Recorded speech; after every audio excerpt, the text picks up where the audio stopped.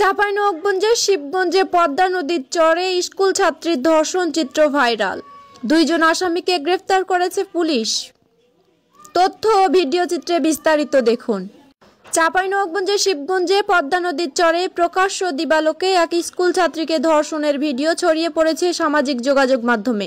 এ নিয়ে চলছে সমালোচনার ঝড়। রোববার ঘটনাটির সত্যতা নিশ্চিত করে পুলিশ বলেন, ওই ঘটনার ভুক্তভোগী শিক্ষার্থীর মা বাদী হয়ে মামলা দায়ের করেছেন এবং তিনি আসামি 2 জনকে গ্রেফতার করা হয়েছে।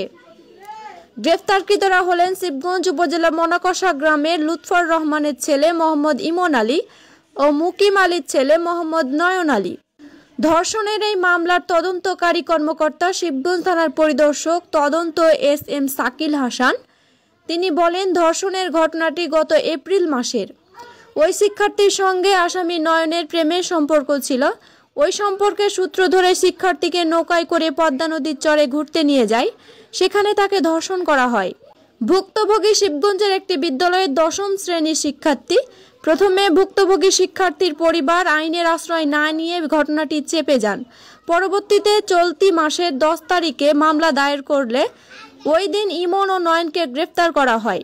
মামলায় 3 জন আসামি করা হয়। 2 জনকে গ্রেফতার করা হলেও অপর আসামি পলাতক রয়েছে। SM শাকিল হাসান বলেন, গ্রেফতার 2 জন আদালতে 164 ধারা স্বীকারোক্তিমূলক জবানবন্দি দিয়েছে। চাঁপাইনবাবগঞ্জের অতিরিক্ত police super NM Wasim Firoz বলেন, পুলিশ মূল আসামিদের গ্রেফতার করেছে, কিন্তু তার আগেই ভিডিওটি ছড়িয়ে যায় সামাজিক যোগাযোগ মাধ্যমে। এখন শত শত আইডি থেকে ভিডিওটি ছড়াচ্ছে।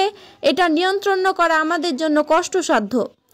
তবে এরই মধ্যে আমাদের সাইবার টিম সংশ্লিষ্ট দপ্তরের সঙ্গে যোগাযোগ করছে।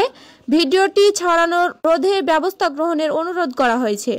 তিনি বলেন, যেহেতু আসামিরা স্বীকারোক্তিমূলক জবানবন্দি দিয়েছে, ভুক্তভোগীরা ন্যায় বিচার পাবে বলে আশা করি।